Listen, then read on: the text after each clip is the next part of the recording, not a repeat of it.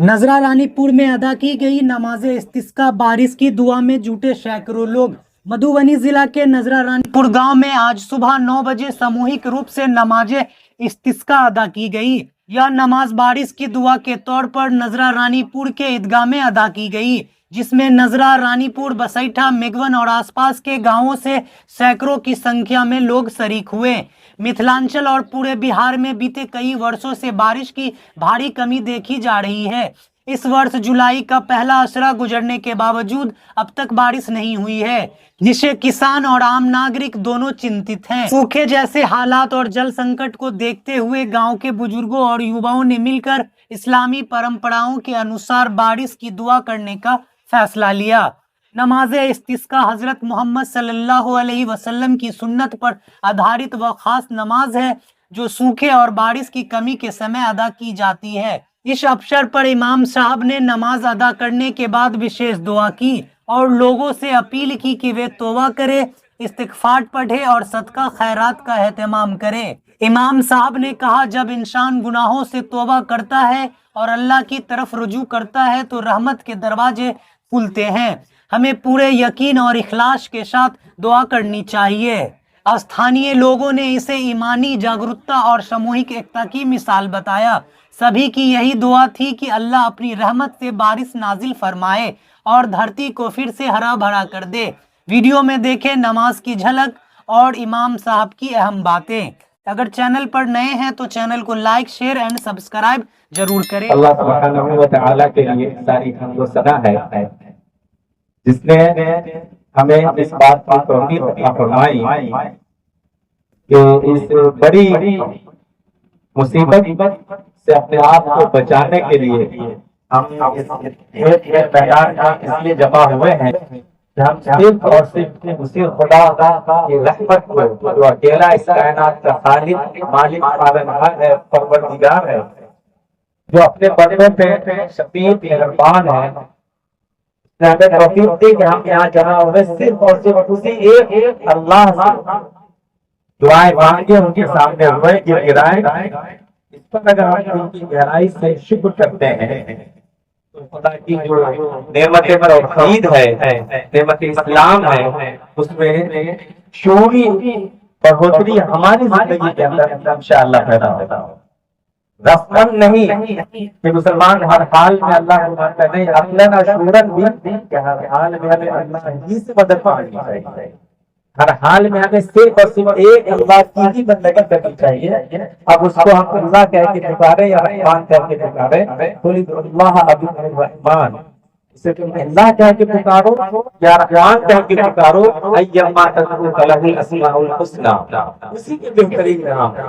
बहुत सारे लोग बहुत सारी चीजों से मांग रहे हैं, वो समझ रहे हैं कि फुला भी इस मुसीबत से हमें नजात दे सकता है या दे सकती है, लेकिन अल्लाह का शुक्र है हमें ये एहसास है कि जो इस कायनात का खालिक है, मालिक है, पालनहार है, जिसे हम आप अल्लाह कहते हैं, हमें ये एहसास है कि सिर्फ वही है जो हमारी इस मुसीबत को आपसे दूर कर सकता है। कुरान कहता है, अब मैं युजीबुल मुत्तर्रा इज़ा दअा व यक्शिफु सू, वो है कौन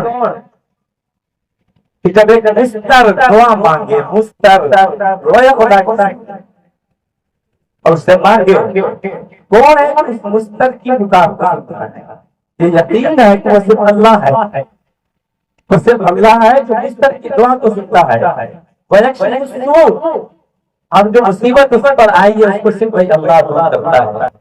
कुरान कहता है, अल्लाह, क्या उस एक अल्लाह के सिवा और भी कोई है जिसकी ये ताकत हो, हैसियत हो?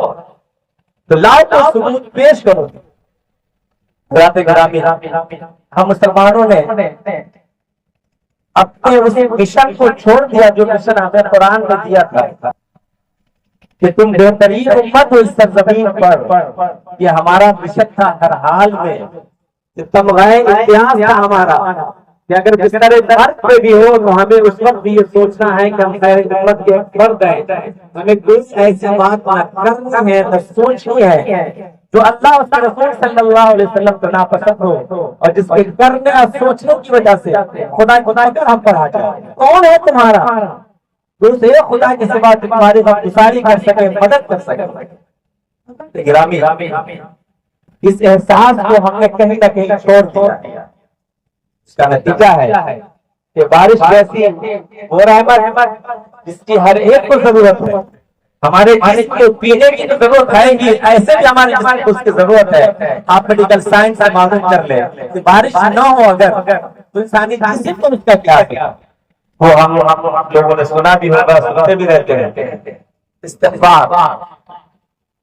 اس استغفار کے مفہوم کو بھی ہم نے کہیں نہ کہیں پیچھے چھوڑ دیا۔ اس کا نتیجہ ہے کہ ہم زبان سے جو کہتے ہیں استغفر اللہ ربی من کل ذنب واتوب الیہ، استغفر اللہ الذی لا الہ الا هو الحی القیوم واتوب الیہ، یا سید استغفار بھی کرتے ہیں، اللہم انت ربی لا الہ الا انت خلقتنی وانا عبدک وانا علی عہدک ووعدک ما استطعت اعوذ بک من شر ما صنعت ابوء لک بنعمتک علی وابوء بذنبی فاغفر لی انہ لا یغفر الذنوب الا انت۔ یہ سید استغفار کہا گیا ہے۔ استغفار کے جتنے الفاظ آئے اس میں بتایا گیا ہے کہ اس کا یہ سردار ہے، استغفار اس کا سردار ہے۔ اس میں بندہ کہتے ہیں اللہم انت ربی، اے اللہ تو میرا رب ہے، لا الہ الا انت، تیرے سے کوئی بھی الہ نہیں ہے، خلقتنی، تو نے ہمیں پیدا کیا، وانا عبدک، میں تیرا غلام ہوں، میں تیرا بندہ ہوں، وانا علی عہدک، اور میں اپنی استطاعت اور وفادی کا مستطاعت، میں اپنے عہد پر، اپنے وعدے پر، اپنی صلاحیت کے وقت، اپنی حیثیت کے وقت قائم ہوں۔ یہ جملہ جب ہم پڑھتے ہیں تو ہمیں لگتا ہے کہ ہمیں سوچنا چاہیے، اوپر کے تین جملے تو ٹھیک ہیں لیکن کیا یہ جملہ ہماری زندگی میں فٹ ہو رہا ہے کہ اے اللہ میں اپنے عہد پر، اپنے وعدے پر، اپنی حیثیت کے وقت، اپنی استطاعت کے وقت قائم ہوں۔ یہ بہت بڑا جملہ ہے، میں ایک بہت بڑی بات کہہ رہا ہوں۔ جو ظاہری تقویٰ ہے اور جو باطنی تقویٰ ہے، اس دونوں کا جب ٹکراؤ ہوتا ہے تو امت کے اندر کشمکش پیدا ہوتا ہے۔ ظاہری تقویٰ سب کو نظر آتا ہے، کیا اللہ تعالیٰ کو ظاہری تقویٰ نہیں چاہیے، پسندیدہ ہے، ٹھیک ہے، اندر جب تقویٰ ہے تو ظاہر اثر ہونا چاہیے، لیکن ظاہر میں تقویٰ ہے اندر نہیں ہے تو پھر وہی ہم لوگوں نے قربانی میں بھی سنا ہوگا، خدا کو کوئی ضرورت نہیں ہے اس کی۔ ظاہر میں بہت کچھ کیا ہم جانتے ہیں لیکن اپنے باطن کو خدا کے سامنے نہ چھپا سکے تو خدا کو پھر ہماری ایسی دعاؤں کی، ایسی عبادتوں کی کوئی ضرورت نہیں۔ حضرات گرامی،